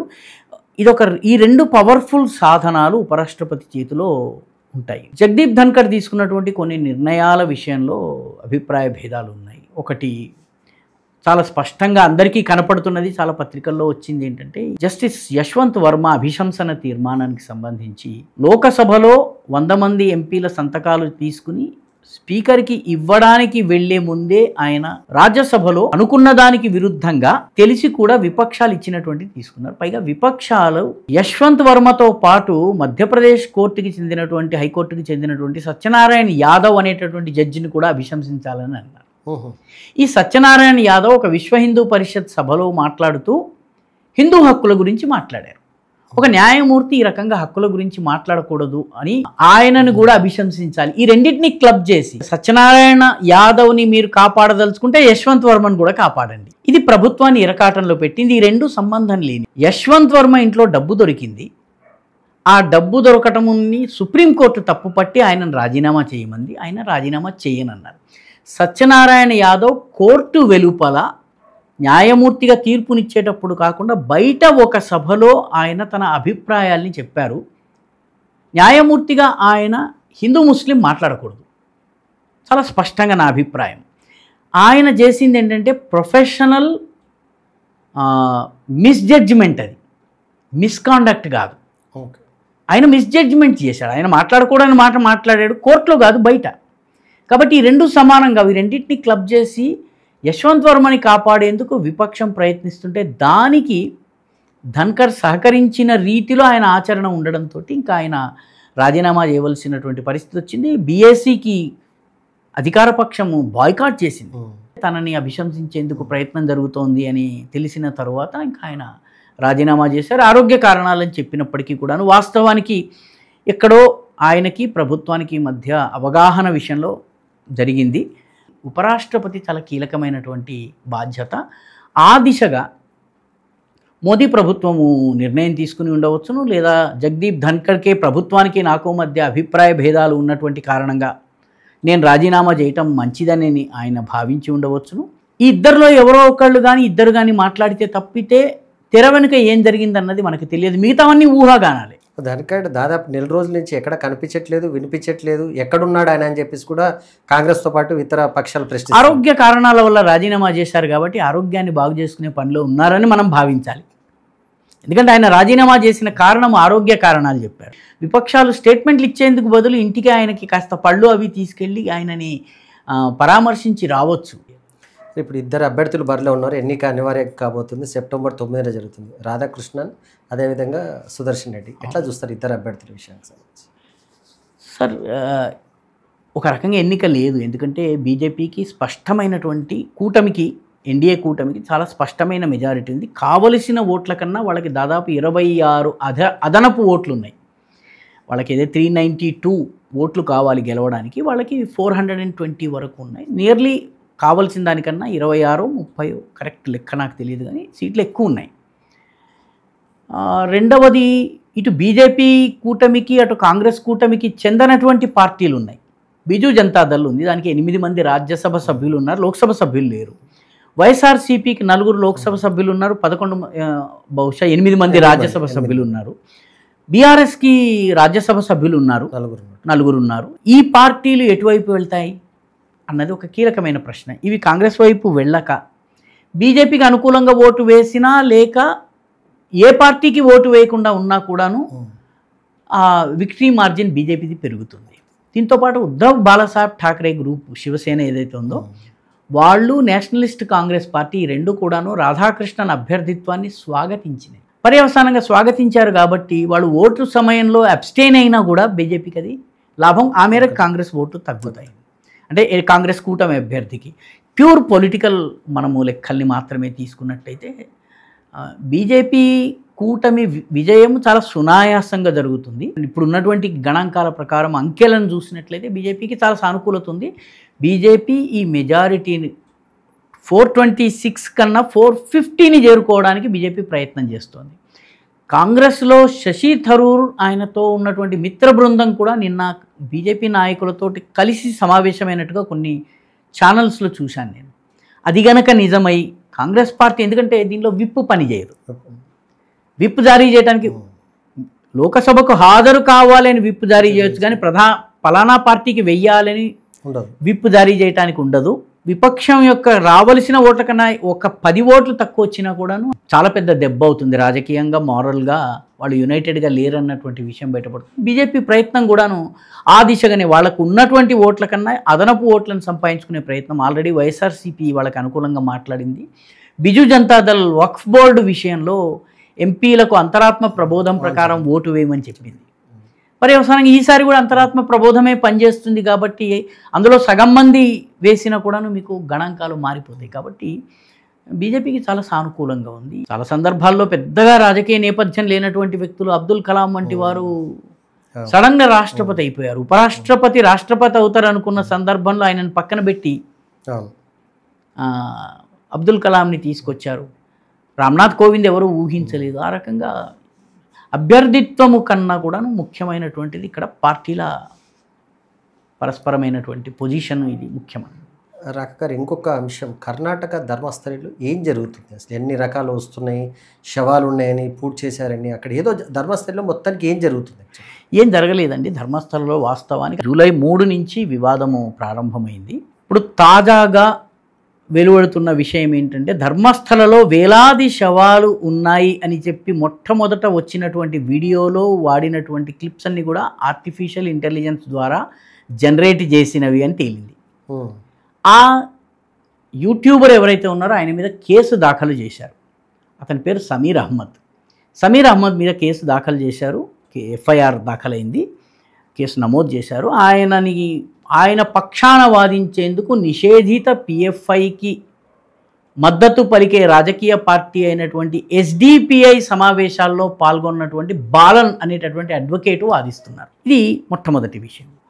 రెండవది, 100 శవాల్ని నేనే పూడ్చాను అని చెప్పినటువంటి వ్యక్తి నా మీద కొంత ఒత్తిడి వచ్చింది, ఆ ఒత్తిడి వచ్చిన కారణంగా నేను ఇది చెప్పాను అని చెప్పి ఆయన స్టేట్మెంట్ వచ్చింది.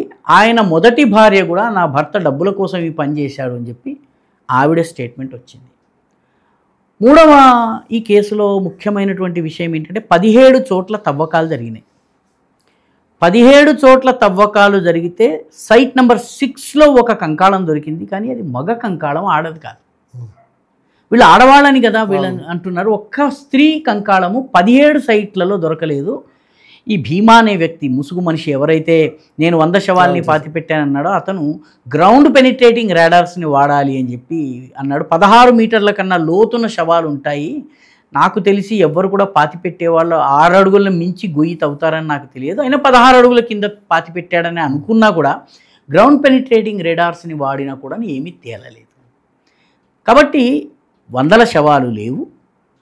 రెండవది, ఆర్టిఫిషియల్ ఇంటెలిజెన్స్ ద్వారా క్రియేట్ చేసినటువంటి క్లిప్ని పట్టుకుని హడావిడి జరిగింది.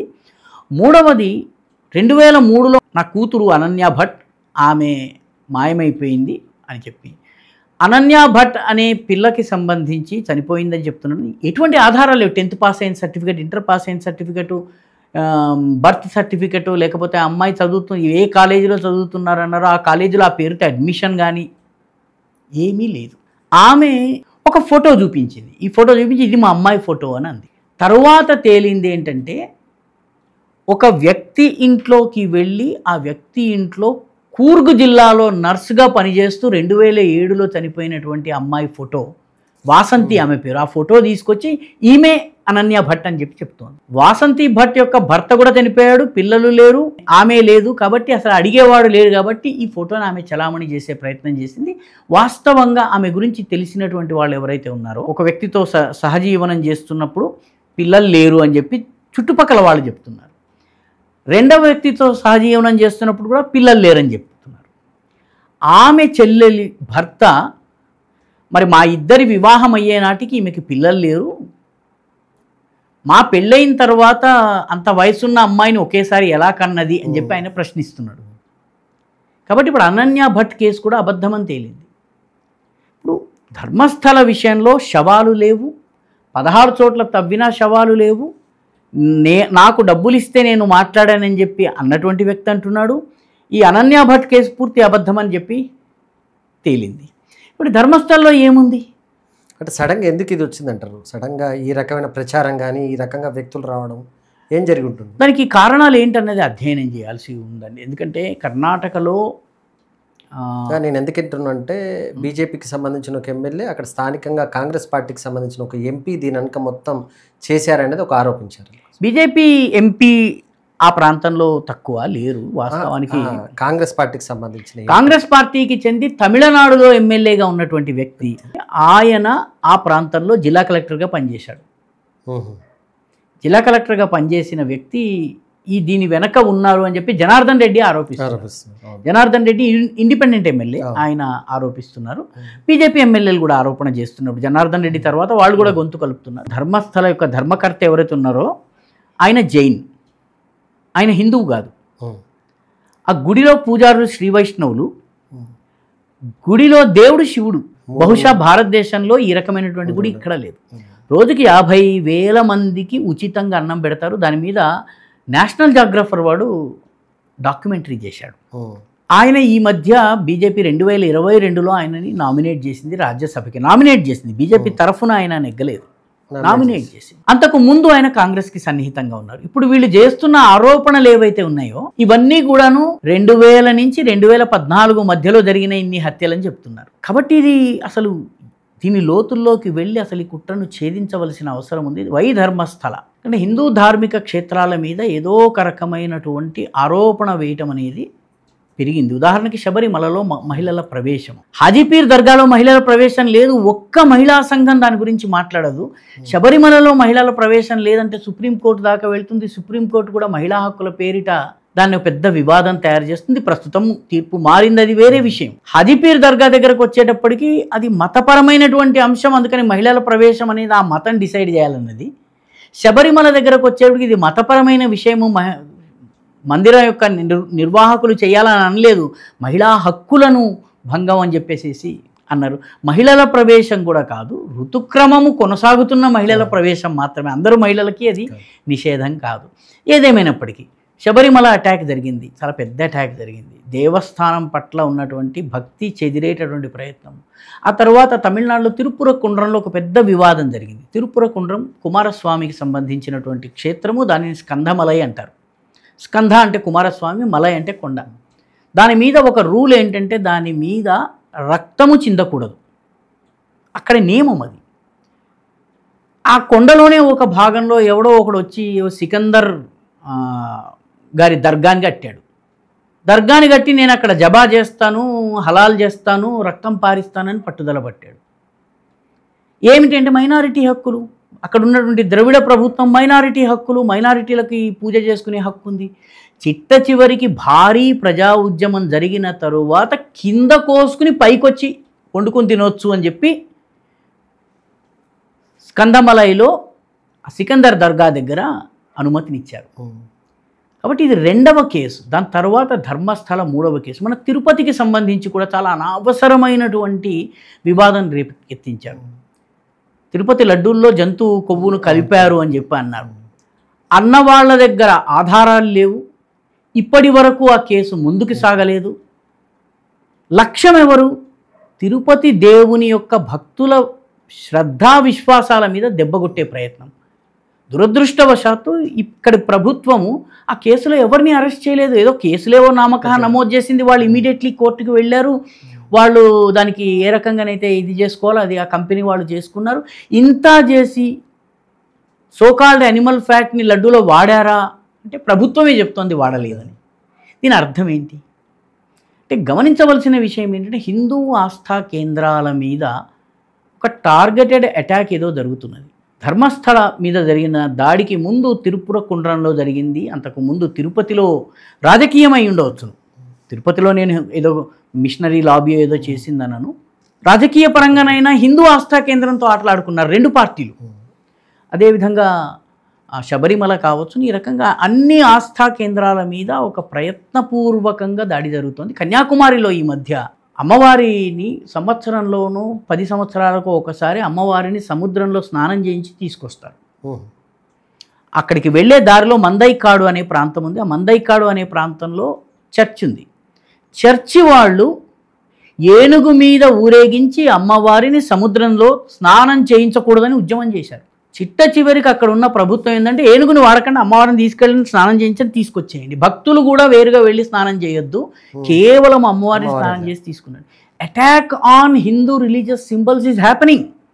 దురదృష్టవశాత్తు మందైకాడు ఇన్సిడెంట్ పెద్దగా పేపర్లలో రాలేదు, శబరిమలకు వచ్చినంత ప్రచారం జరగలేదు. కానీ మన పాత బస్తీలో మీరు వినాయకుడు ఊరేగింపు తీయవచ్చును, కానీ కన్యాకుమారి జిల్లాలో ఏ అమ్మవారి పేరు మీద జిల్లా పేరు వచ్చిందో ఆ అమ్మవారి విగ్రహాన్ని ఏనుగు మీద ఊరేగించి సముద్ర స్నానం చేయించేటటువంటి పరిస్థితి, ఊరేగింపుగా వెళ్ళి చేసే పరిస్థితి లేదు. కాబట్టి attack on Hindu religious symbols, Hindu religious centres, Hindu religious figures ఇది జరుగుతోంది.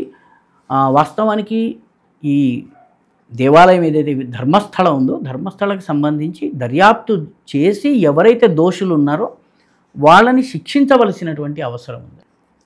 కొన్ని విషయాల్లో కేసులు జరిగినప్పుడు వాటిపైన చాలా లోతుగా తక్షణం దర్యాప్తు జరగాల్సిన అవసరం ఉంది. తిరుపతిలో తొక్కిసలాట దర్యాప్తు ఎక్కడ పోయింది ఆలోచించాల్సినటువంటి అవసరం ఉంది. సింహాచలంలో గోడకూలి 7 మరణించారు, దర్యాప్తు ఏ స్థాయిలో ఉంది ప్రజలకు తెలియవలసిన అవసరం ఉంది. పార్టీలతో సంబంధం లేదండి, నేను ఈ పార్టీ ఆ పార్టీ అని అన్నాను. భక్తులకు శ్రద్ధతో ముడిపడ్డ ప్లేస్కి వెళితే మేము బ్రతికి తిరిగి రామేమో, గోడ కూలుతుందో, తొక్కిసలాట అవుతుందో, లేకపోతే మా మీద దాడే జరుగుతుందో తెలియనటువంటి పరిస్థితి ఉండడం మంచిది కాదు. దానివల్ల మెజారిటీ కమ్యూనిటీలో రియాక్షన్ వస్తుంది. ఈ రియాక్షన్ వల్ల చాలా తీవ్రమైనటువంటి పరిణామాలు ఉంటాయి. తెలంగాణలో బాగా ఈ మధ్య రెగ్యులర్గా మార్వాడి గో బ్యాక్ అంటున్నారు. ఏంటి సార్ మార్వాడి గో బ్యాక్ అనేది ఎందుకు వచ్చింది, ఏంటి వివాదం ఏంటి? గోబ్యాక్ అనడం వల్ల ఎంతమంది మార్వాడీలు వెళ్ళారు? గోబ్యాక్ నినాదం వచ్చిన తర్వాత ఎంతమంది మార్వాడీలు తమ దుకాణాలని తమ వ్యవహారాలని చుట్టబెట్టుకుని రాజస్థాన్కో ఇంకో రాష్ట్రానికో వెళ్ళినటువంటి దాఖలాలు ఎన్నున్నాయి. నరసింహారావు గారు, వాస్తవం చెప్తున్నాను, ఈ దేశంలో మార్వాడీలకు వ్యతిరేకంగా చాలా రాష్ట్రాల్లో వ్యతిరేక ఉద్యమాలు జరిగినాయి. ఒడిస్సాలో మార్వాడి గోబ్యాక్ చాలా స్ట్రాంగ్ ఉద్యమం జరిగింది, కొన్ని ఏళ్ల పాటు జరిగింది. దుకాణాలని కాల్చివేశారు, బూడిద చేశారు, దాడి చేశారు. మార్వాడీలు తను మార్వాడి అని చెప్పుకోలేని పరిస్థితి తెచ్చారు. అస్సాములో అయితే మార్వాడీని చంపేశారు. గువాహటి ఛాంబర్ ఆఫ్ కామర్స్ అధ్యక్షుడు శంకర్ ప్రసాద్ బిర్మివాల్ ఆయన పేరు, ఆయనను కాల్చి చంపేశారు. మార్వాడీలకు చిన్న స్లిప్ వచ్చేది, 1,00,000 పంపించు, 2 లక్షలు పంపించు అని స్లిప్లు వచ్చేవి. రేపు బంద్ చేయాలని 8వ తరగతి కుర్రాడు వచ్చి రేపు బంద్ అని అంటే బంద్ చేశారు. ఎక్కడైనా ఒక్క చోటైనా మార్వాడి తన దుకాణాన్ని తన బిజినెస్ని చుట్టబెట్టుకుని ఆపేసుకుని అక్కడి నుంచి వెళ్ళిపోయిన దాఖలా ఈ దేశంలో ఉందా? తెలంగాణలో గత నెల రోజులుగా మనం మార్వాడి గోబ్యాక్ టీవీలో మీడియాల్లో మనం చర్చిస్తున్నాం. ఎంతమంది మార్వాడీలు వెళ్ళారు? దురదృష్టం ఏంటంటే నరసింహారావు గారు, తెలంగాణ ఉద్యమము జరుగుతున్నటువంటి సమయంలో కన్నా 10 సంవత్సరాలైన తెలంగాణ వచ్చిన తర్వాత మీకు వీధి వీధికి ఆత్రేయపురం పూతరేకులు, తాపేశ్వరం కాజాలు, కాకినాడ కాజాలు, లేకపోతే బందర్ లడ్డూలు బండి పెట్టి అమ్ముతున్నారు. మనమే కొంటున్నాము. ఎవరైతే ఆంధ్ర వాళ్ళ గోబ్యాక్ అన్నాడో వాడు కారు ఆపి దిగి బేరమాడి కొనుక్కుని తీసుకెళ్తున్నాడు. చక్కినాలు ఎవరు కొనుక్కోవడంలే, సర్వపిండి ఎవరు కొనుక్కోవడం లేదు. తెలంగాణ రుచుల దుకాణాలు పేర్లు పెట్టారు, ఎంతమంది కొనుక్కుంటున్నారు? ఆత్రేయపురం పూతరేకులు ఎంతమంది? ఈ రకమైన ఉద్యమాల ద్వారా భయపెట్టి పంపించలేము. మార్వాడి గోబ్యాక్ ఎంతమందిని చేశాము? ఇటువంటి ఉద్యమాల ద్వారా మార్వాడీలు బలపడతారు, వాళ్ళ బిజినెస్లో డైవర్సిఫై అవుతాయి. మార్వాడీల్ని మన వాళ్ళు ఎవరు అర్థం చేసుకోవడం లేదు. వాడు ఏం చేస్తాడు, ఈ రకంగా కొంచెం రాళ్ళు విసరటము, దుకాణాలను తగలబెట్టడం చేస్తే ఒక ముసలివాణి దుకాణంలో కూర్చోబెడతాడు. బాగా పళ్ళన్నీ రాలిపోయి క్యా బాబా అని అనేటువంటి వాడిని దుకాణంలో కూర్చోబెడతాడు. వీడు వెళ్ళి మహారాష్ట్రలో 2వ దుకాణం పెడతాడు ఈ పెట్టుబడితోటి. ఒక దుకాణం కర్ణాటకలో పెడతాడు, ఒక కొడుకు అక్కడ ఒక కొడుకు ఇక్కడ వెళ్తాడు. అక్కడ 2 అదనపు దుకాణాలు పెట్టుకుంటాడు. వాడు అక్కడ లాభాలు సమకూరుస్తాడు. ఈ ముసలివాడిని కొట్టడానికి ఎవరికి చేతులు రావు. కొన్నాళ్ళు అయిన తర్వాత వాడు తిరిగి వచ్చి వీడు తిరిగి వచ్చి 3 దుకాణాల ఎంపైర్ సామ్రాజ్యం వాళ్ళది పెరుగుతుంది. ఇండియాలో ఎక్కడైనా ఇటువంటి వ్యతిరేక ఉద్యమాల ద్వారా ఒక్క మార్వాడి వెళ్ళినటువంటి దాఖలా చూపించండి ఒక్క చోట. ఇక్కడైతే ఇంకా ఉడత ఊపుల స్థాయిలో ఉంది. నేను బెంగాలు లేకపోతే అస్సాము, ఒరిస్సాల్లో అయితే ఫిజికల్ దాడులు, తగలబెట్టటాలు, హత్యలు జరిగినాయండి. ఇక్కడ ఇంకా ఉడత ఊపుల స్థాయిలోనే ఉన్నాయి. దీనివల్ల ఎవడో వెళ్తాడని మార్వాడి గోబ్యాక్ అంటే పోతారని నేనైతే అనుకోవడం లేదు. మార్వాడీలను అన్ని పార్టీలు సమర్థించి వాళ్ళకి పోలీసు ప్రొటెక్షన్ ఇచ్చి వాళ్ళ వ్యాపారాలు 3 పువ్వులు 6 కాయలు కావడానికి కావలసిన సానుకూల పరిస్థితిని ఈ ఎవరైతే వ్యతిరేకిస్తున్నారో వాళ్ళు కలగజేస్తున్నారు.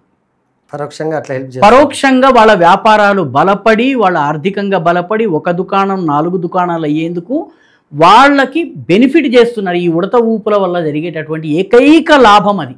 ఎందుకంటే మార్వాడీలను ఎక్కడ ఎవరు తరిమేలేదండి. మార్వాడీలు యుగాండాలోంచి తరిమేస్తే వాడు హైదరాబాద్కు వచ్చి ద్రాక్ష తోటల పెంపకం మార్వాడీలు, గుజరాతీలు ప్రారంభించారు. హైదరాబాద్ చుట్టుపక్కల రంగారెడ్డి జిల్లాలో ద్రాక్ష తోటలకు అప్పుడు బాగా ఉన్నవి యుగాండా నుంచి వచ్చినటువంటి మార్వాడీలు, గుజరాతీలు పెట్టినవే. ఆ తర్వాత ఆ భూములు రాజుల చేతికి వెళ్ళాయి. ఇంకోటైంది వేరే విషయం. ఈరోజు అదే యుగాండా ప్రభుత్వం రండి మా జీడిపిని పెంచేందుకు సహకరించండి అని అదే వీళ్ళని మార్వాడీల్ని, గుజరాతీల్ని, సింధీలని యుగాండా ఆహ్వానిస్తోంది. కాబట్టి దేశంలో ఎక్కడ కూడా ఒక్క మార్వాడిని తరమగలిగినటువంటి ఉదాహరణ నాకు కనపడలేదు. దీనివల్ల మార్వాడీలకి చాలా మేలు జరుగుతుంది. మార్వాడీలు అయ్యో వాళ్ళని ఎందుకు అమాయకుడిని కొడతారు అని చెప్పి మన వాళ్ళే అడ్డం వస్తారు, పోలీసులు అడ్డం వస్తారు. ఇప్పటికే కాంగ్రెస్ పార్టీ నాయకుడు పిసిసి అధ్యక్షుడు మార్వాడీలకు అనుకూలంగా మాట్లాడాడు. బీఆర్ఎస్ ఇప్పటికీ మార్వాడీలకు వ్యతిరేకంగా మాట్లాడలేదు. బీజేపీ మార్వాడీల్ని సమర్థించింది. ఈ రాష్ట్రంలో ఉన్న 3 ప్రధాన పార్టీలు మార్వాడీల్ని సమర్థించేసినాయి. ఈ మొత్తం వివాదంలో నాకు కనిపిస్తున్నది ఏంటంటే, ఈ ఉడత ఊపుల వల్ల జరిగే ఏకైక లాభం ఏంటంటే, రాజకీయ శక్తులన్నీ మార్వాడీలను సమర్థించి ప్రజలలో ఉన్నటువంటి లిబరల్ ఎలిమెంట్స్ అందరూ మార్వాడీలు అయ్యో పాపం వాళ్ళు పొట్టకూటి కోసం వచ్చారు, వాళ్ళు ఏంటి అని అనేవాళ్ళు వచ్చి పూర్తిగా మార్వాడీలకు లాభం జరుగుతుంది. వాళ్ళ వ్యాపారము ద్విగుణీకృతం, బహుకృతం అయిపోతుంది. తప్పితే దానిలో నాకు వేరే లాభం ఎక్కడా కనిపించడం లేదండి. ఇవేవి నిలిచేటటువంటి ఉద్యమాలు కావండి. ఎందుకంటే తెలంగాణకి ఉన్న అతిపెద్ద సమస్య తెలంగాణలోని 1/3 హైదరాబాద్ సిటీ.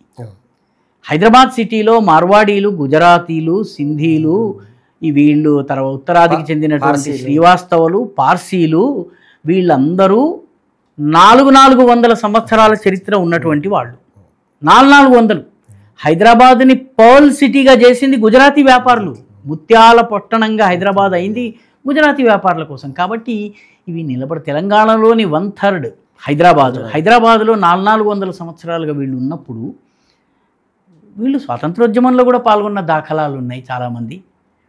నానక్రామ్ కూడా ఏంటండి, నానక్రామ్ కూడా అనేది నానక్రామ్ గారు అనేటటువంటి ఒక మార్వాడీ వ్యక్తి తన భూమిలో కాంగ్రెస్ పార్టీ సమావేశాలను ఏర్పాటు చేస్తే ఆ ప్రాంతాన్ని చాలా కాలము నానల్ నగర్, నానక్రామ్ కూడా ఈ రకమైన పేర్లతో పిలిచారు. ఈ రెండు కూడా కాంగ్రెస్ పార్టీ సదస్సు ఇక్కడ జరిగినప్పుడు మార్వాడీలు ఇచ్చినటువంటి ప్లేస్తో జరిగింది.